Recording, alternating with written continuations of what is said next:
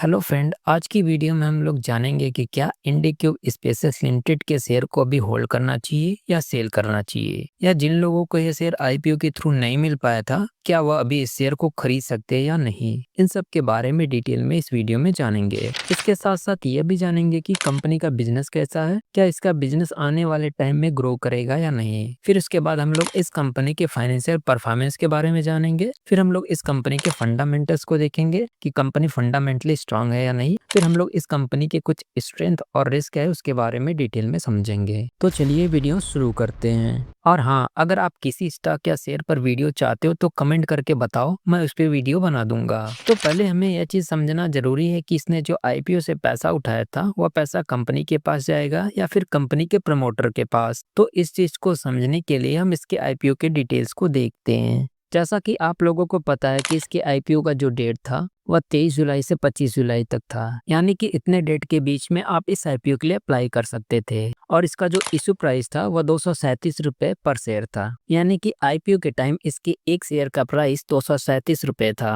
और इसका जो लिस्टिंग डेट था वह 30 जुलाई 2025 को था। और जब 30 जुलाई को यह शेयर स्टॉक मार्केट पे लिस्ट हुआ तो यह 216 रुपए के शेयर प्राइस पर लिस्ट हुआ, यानी कि लिस्ट होते ही 8% का लॉस देखने को मिला। और यह कंपनी आईपीओ से टोटल 700 करोड़ रुपए जुटाई है, जिसमें से 650 करोड़ रुपए फ्रेश इशू से और 50 करोड़ रुपए ऑफर फॉर सेल से जुटाई है। ओवरऑल इसका मतलब ये हुआ कि जो फ्रेश इशू से पैसा कलेक्ट हुआ है वह कंपनी के पास जाएगा। कंपनी इसका यूज अपने बिजनेस के एक्सपेंशन में करेगी, जो कि अच्छी बात है। वहीं पर जो ओएफएस यानी ऑफर फॉर सेल से पैसा कलेक्ट हुआ है वह कंपनी के प्रमोटर की जेब में जाएगा। तो यह थी आईपीओ से रिलेटेड डिटेल्स। अब हम लोग इस कंपनी के बिजनेस को समझते हैं कि कंपनी करती क्या है। इंडिक्यूब स्पेसेस लिमिटेड कंपनी 2015 में शुरू हुई थी। यह एक ऐसी कंपनी है जो रेडीमेड ऑफिस बनाकर दूसरी कंपनीज को किराए पर देती है। यानी अगर किसी कंपनी को ऑफिस चाहिए तो इंडिक्यूब उन्हें फर्नीचर, इंटरनेट, सफाई, सिक्योरिटी सब कुछ रेडी करके देती है। कंपनी को बस आके काम करना रहता होता है। यह ऑफिसेस मॉडर्न और स्मार्ट होते हैं, जिनमें टेक्नोलॉजी का यूज होता है। और ये लोग इन्वायरमेंट का भी ध्यान रखते हैं, मतलब ग्रीन और एनर्जी सेविंग ऑफिसेस बनाते हैं। ओवरऑल यह कंपनी ऐसी ऑफिसेस बनाती है जहां कोई भी कंपनी बिना झंझट के आके तुरंत काम शुरू कर सकती है। और यह कंपनी अपने ऑफिसेज को बेहतर बनाने के लिए पुराने एसेट्स को रिनोवेट करती है और हर क्लाइंट के हिसाब से ऑफिस डिजाइन करती है। और बिजनेस टू बिजनेस और बिजनेस टू कस्टमर सर्विस भी प्रोवाइड करती है। मतलब यह कंपनी ऐसे रेडी टू यूज ऑफिसेज देती है जहां क्लाइंट और उनके एम्प्लॉय बिना किसी दिक्कत के तुरंत काम शुरू कर सकते हैं। और कंपनी के पास टोटल 115 ऑफिस सेंटर हैं, जो 15 अलग अलग शहरों में हैं। इनमें से 105 ऑफिस ऑलरेडी चल रहे हैं और 10 ऑफिसेज के लिए कंपनी ने एग्रीमेंट साइन कर लिए हैं, जो फ्यूचर में बनेंगे। यह सब ऑफिसेज मिला करके company total 8.40 million square feet areas को मैनेज करती है, जिसमें बहुत बड़े स्पेस में लोग काम कर सकते हैं। इन ऑफिसेज में लगभग 1,86,719 लोग बैठकर काम कर सकते हैं। 31 मार्च 2023 से लेकर 31 मार्च 2025 के बीच कंपनी ने अपने नेटवर्क में 41 नए ऑफिसेज प्रॉपर्टीज जोड़ लिए हैं और 5 नए शहरों में अपना बिजनेस एक्सपेंड किया है। और यह कंपनी उन जगहों पर पूरा बिल्डिंग खरीदने या किराए पर लेने पर ध्यान देती है जहां डिमांड ज्यादा होती है, इंफ्रास्ट्रक्चर अच्छा होता है और ज्यादा खाली जगह नहीं होती है। यह लोग प्रॉपर्टी के मालिक के साथ मिलकर पुराने बिल्डिंग्स को मॉडर्न और इको फ्रेंडली ऑफिसेज स्पेस में बदल देते हैं। 31 मार्च 2025 तक यह कंपनी इंडिया के 15 शहरों में अपना बिजनेस चला रही है। इनमें से 7 बड़े शहर हैं, जैसे बेंगलुरु, पुणे, चेन्नई, मुंबई, नोएडा, गुरुग्राम और हैदराबाद। इन्हें टीयर फर्स्ट सिटीज कहते हैं। बाकी 8 शहरों में जैसे कोयम्बतूर, कोच्चि, मदुराई, जयपुर, कैलिकट और विजयवाड़ा है, जो नॉन टीयर फर्स्ट सिटीज कहलाते हैं। सिंपल शब्दों में कंपनी बड़े और छोटे दोनों टाइप के शहरों में अपने ऑफिस चला रही है। तो इस कंपनी का बिजनेस ठीक है, लेकिन उतना कुछ खास नहीं है। अब हम लोग इस कंपनी के फाइनेंशियल परफॉर्मेंस को देखते हैं। इसके रेवेन्यू की बात करें तो इसका रेवेन्यू 2023 में 6 से 1 करोड़ था और 2024 में 867 करोड़ हो गया और वहीं पर 2025 में 1102 करोड़ हो गया। तो यहाँ पर इस कंपनी का रेवेन्यू लगातार बढ़ते हुए आ रहा है, जो कि अच्छी बात है। वहीं पर प्रॉफिट आफ्टर टैक्स यानी नेट प्रॉफिट की बात करें तो यह कंपनी 2023 में 198 करोड़ का लॉस की थी और 2024 में 341 करोड़ रुपए का लॉस की है और 2025 में 139 करोड़ रुपए का लॉस की है। तो यह कंपनी प्रॉफिट नहीं जनरेट कर रही बल्कि लगातार लॉस करते हुए आ रही है, जो कि बहुत ही निगेटिव बात है इस कंपनी के लिए। कंपनी रेवेन्यू तो जनरेट कर रही है लेकिन उससे अधिक लॉस कर दे रही है।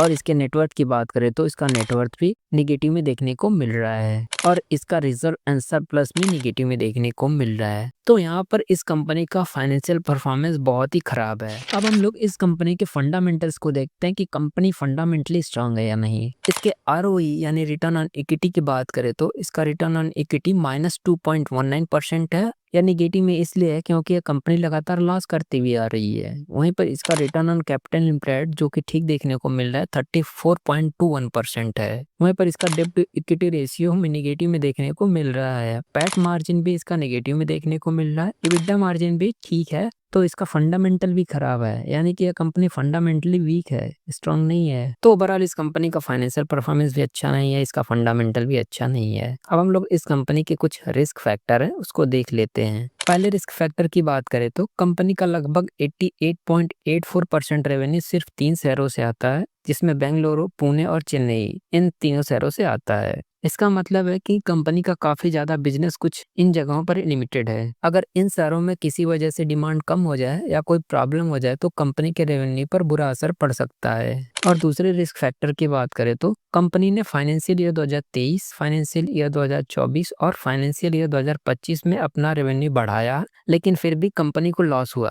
मतलब जितना पैसा कंपनी ने कमाया उससे ज्यादा खर्चा हो गया। इस वजह से कंपनी प्रॉफिट नहीं बल्कि लॉस में रही है। रेवेन्यू बढ़ने के बावजूद भी कंपनी अपने खर्चों को पूरा नहीं कर पाई, जो कि बहुत ही बड़ा निगेटिव बात है इस कंपनी के लिए। तीसरे रिस्क फैक्टर की बात करें तो कंपनी को अपने ऑफिस के लिए जो रेंट देना होता है वह चाहे क्लाइंट उस स्पेस को यूज करे या ना करे, हर हाल में देना पड़ता है। मतलब चाहे जगह खाली हो या फुल भरी हो, रेंट पे करना जरूरी है। फाइनेंशियल ईयर 2025 में कंपनी को टोटल 8,435 मिलियन का रेंट देना था, जो उनके फिक्स खर्चों में से एक बड़ा हिस्सा है। कंपनी पहले से ही लॉस में चल रही तो अपना रेंट कैसे दे पाएगी, तो इसका इम्पैक्ट इसके बिजनेस पर देखने को मिल सकता है। और चौथे रिस्क फैक्टर की बात करें तो कंपनी जो प्रॉपर्टीज या ऑफिसेस यूज करती है वो अपनी प्रॉपर्टी खरीद के नहीं रखती बल्कि लीज या रेंट पर लेती है। इस वजह से अगर प्रॉपर्टी के मालिक के साथ कोई टाइटल या ऑनरशिप का प्रॉब्लम हो जाए तो कंपनी को अपने ऑफिसेस बंद करने या कहीं और शिफ्ट होने पर मजबूर होना पड़ सकता है। मतलब अगर प्रॉपर्टी की ऑनरशिप क्लियर नहीं हुई तो बिजनेस पर बुरा असर पड़ सकता है, जैसे जगह बंद हो जाना या बदलना पड़ना। तो यह भी एक रिस्क फैक्टर है इस कंपनी के लिए।